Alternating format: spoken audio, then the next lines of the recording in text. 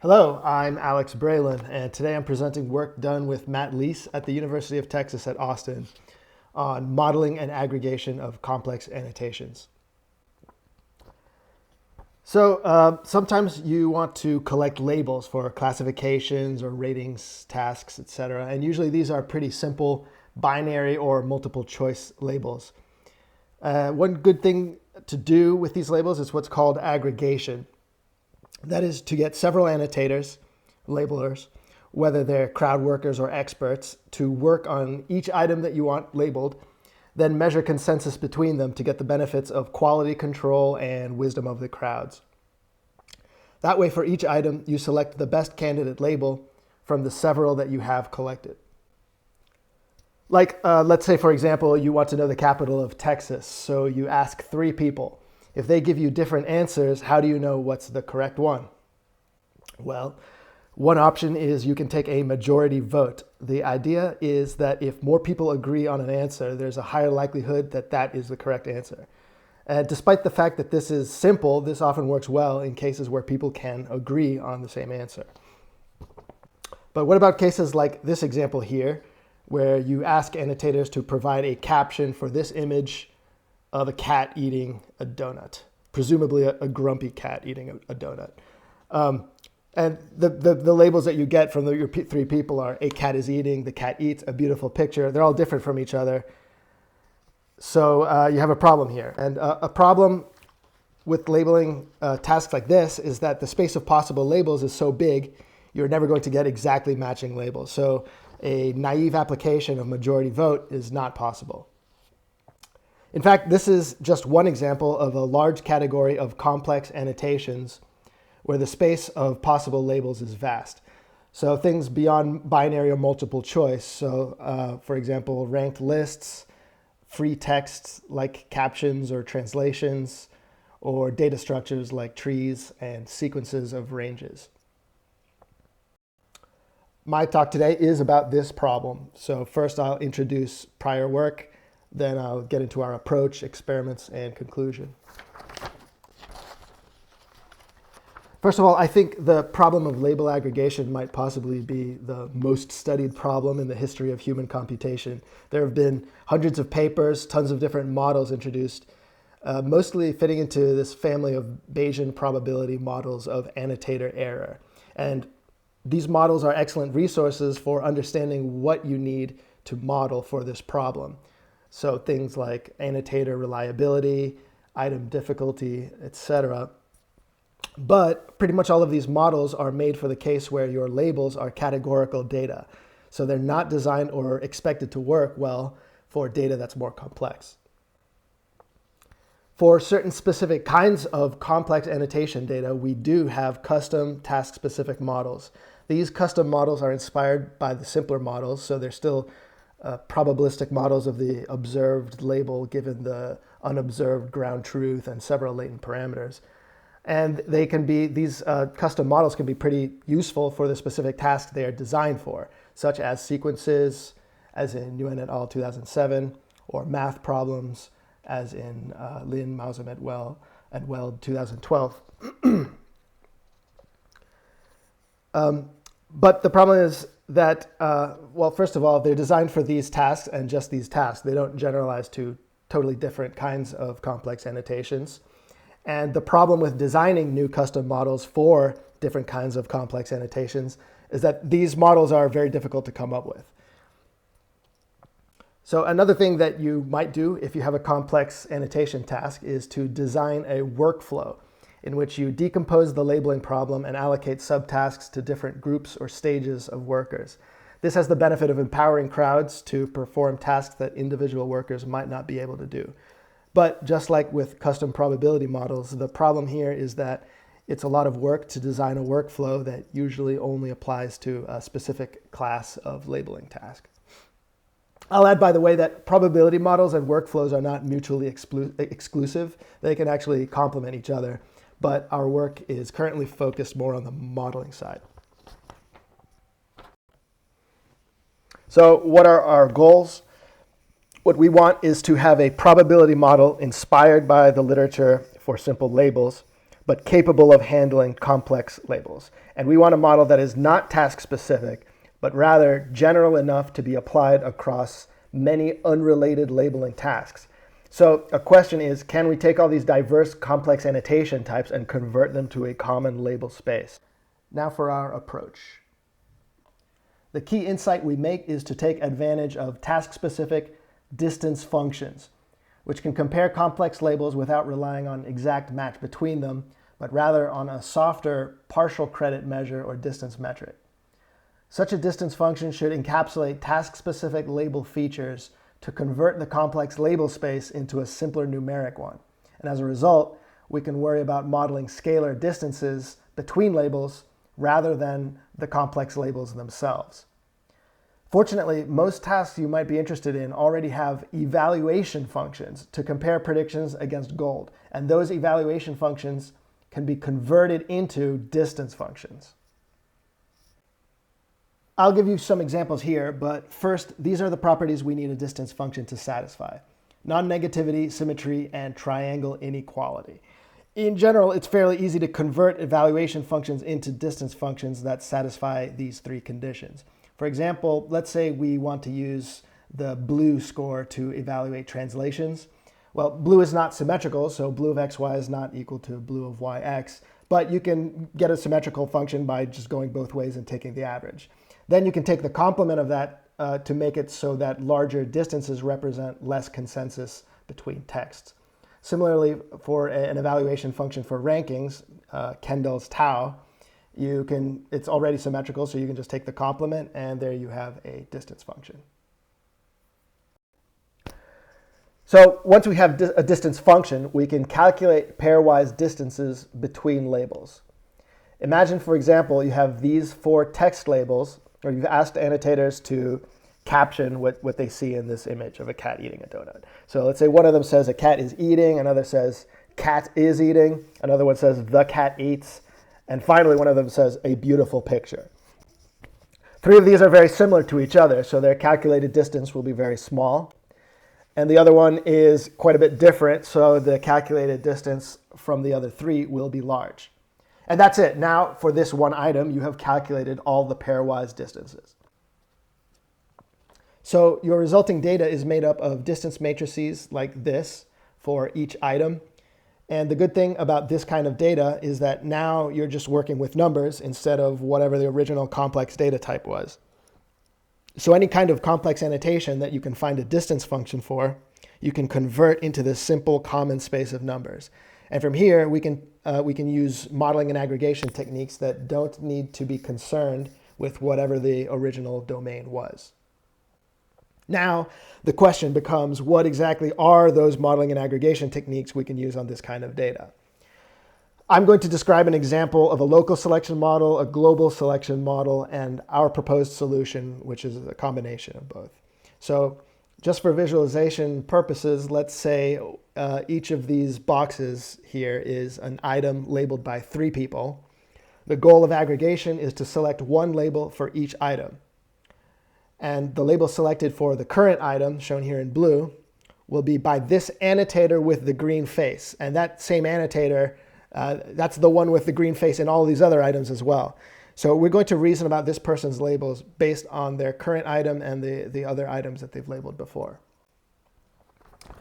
So one simple technique is to take the smallest average distance. This just looks at each label's average distance from all other labels for each item and takes the label with the smallest average.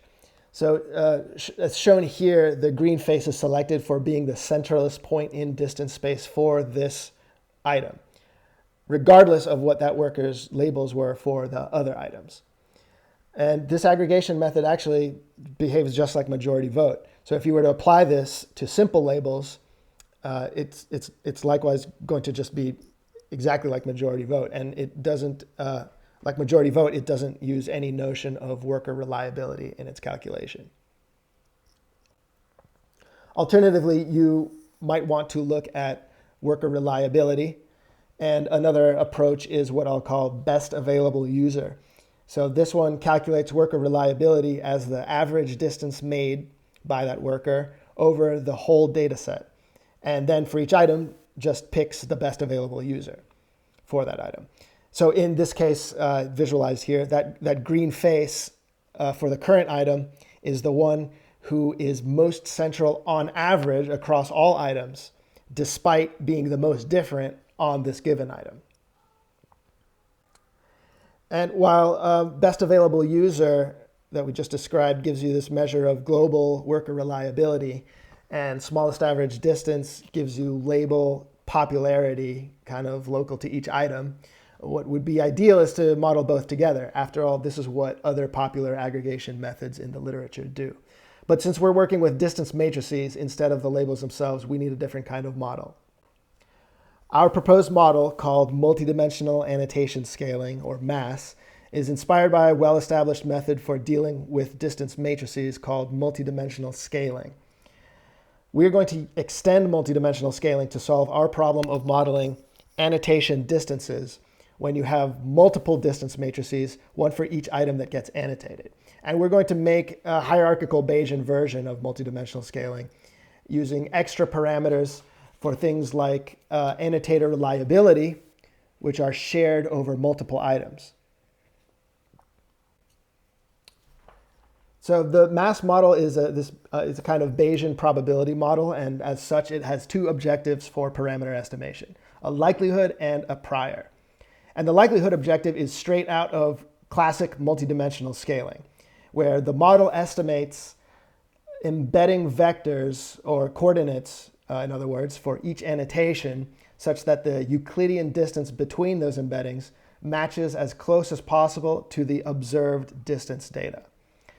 In this case depicted here, it wants to bring the three similar annotations closer together and the one different one farther apart.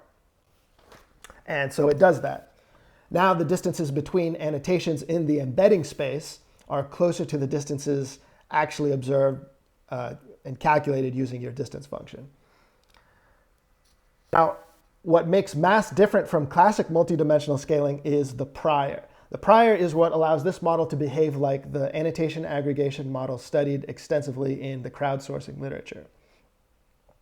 The prior here is going to penalize the model for placing embeddings too far away from the origin point. In other words, for having too high a magnitude. The reason for doing this is that we're going to treat the origin point as the representative of ground truth, or pseudo gold, for this item. So the model gets penalized for each embedding placed far from the origin. And it moves them closer to the origin. So notice two things. First of all, the original likelihood objective of keeping them at this relative distance to each other is preserved. They're still in the same pattern. Secondly, the model is penalized more for clusters of points being far from the origin than for single points. These two effects together allowed this model, as expressed here, to behave like majority vote. But now let's introduce the concept of annotator error. Remember, these annotators are working on several items, not just this one displayed here on this one coordinate graph. So the gamma parameter for each worker is estimated globally, and it's put into the scale of the prior, like shown here. And now the model will be penalized for putting low error annotations too far from the origin. And when I say low error annotations, I mean annotations made by workers with low error estimations. All right. So notice, for example, here we've given this top center annotator a very low gamma score. So the model is being penalized for placing that annotation a little bit far from the origin. So during parameter estimation, it'll shift it down to put that annotator closer to the origin.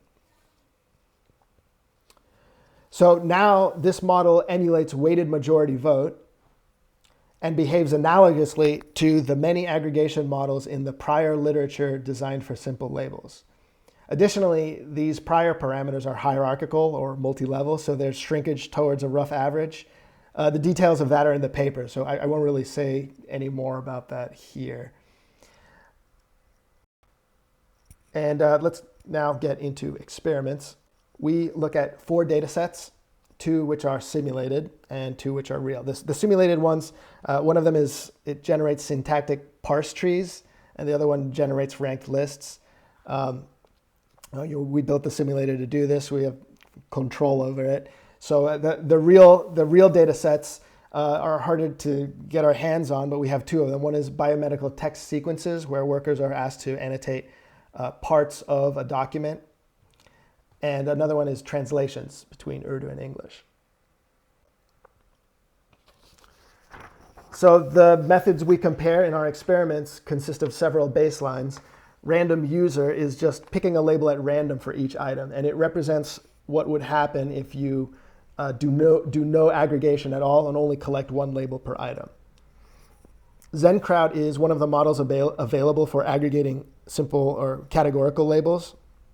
And we hypothesize that these kind of models would not perform well on complex labels due to the lack of exact matches among labels. Finally, for the sequences task, we have the custom hidden Markov model designed for that task in Nguyen et al. 2017. And we also note the performance of an oracle, which is if you could cheat and pick the best label by looking at gold.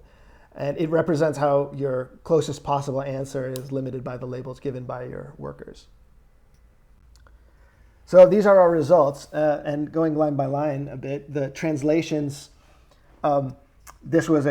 translation is challenging, so the overall score is a bit lower. But our model mass, it outperforms the baselines that we looked at.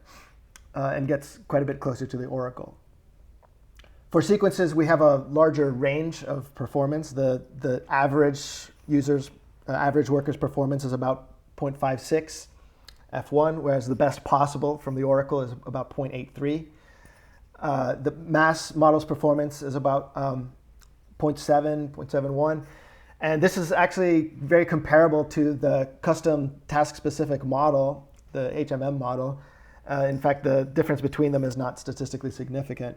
So that was surprising because we didn't really expect this very general purpose model to do quite as well as the task-specific model. Then for the synthetic data sets, we kind of see a similar pattern. Mass is quite a bit closer to the oracle than the baselines. The main takeaway here is that really, just given a distance function for each data set, we have this probabilistic model mass, which works across these data sets with no change, no alteration to the model itself. And the performance is pretty good to the point that it could be the most practical baseline for anyone wanting to aggregate complex data for a new task that they're working on. To summarize this talk, our goal was to have a general purpose probabilistic model for aggregating complex annotations. This is because the models for simple categorical labels don't work for complex labels, and custom models designed for specific complex data types are very difficult to design and not general enough.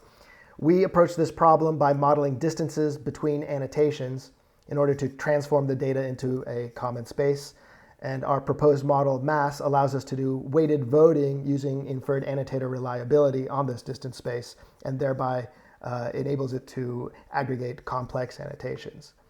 A couple of things not mentioned in these slides, but that are in the paper, are semi-supervised learning, which is when you do have some items ground truth available to you and could use those to help infer the annotator reliability parameters. We do some experiments with that. We show how mass is able to take advantage of it to improve its performance. And this question of partial credit is another thing not covered here, where instead of just selecting a single best label for each item, you can score all the labels available to each item and decide which ones to keep. We hope that this work can enable people doing label collection today and drive further research into complex annotations.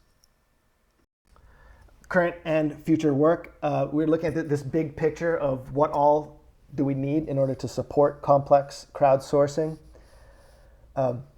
One thread in that is to integrate it with tools like workflow design and other quality control mechanisms. Also, we want to look into this question of dynamic label collection, where we're measuring the value of getting another label. Another open question is how to merge annotations. So if, for example, if you ask annotators to guess the weight of an ox, is this famous example, the merge could be, if you take the average of those annotations, it's not one of the available ones, it's a merge of the available ones. But how do you do that for complex labels is an open and difficult question that we're interested in. And finally, because these complex labeling tasks tend to be pretty difficult, we're very interested in researching how to help annotators learn to perform better on these tasks over time. So that's it. I'd like to thank all the crowd workers for the data they contributed, as well as Chris Callis and Birch, who shared the translation data set we used. The code to run these methods on complex annotation data sets is available here at this link. Thank you very much, and I will take questions now.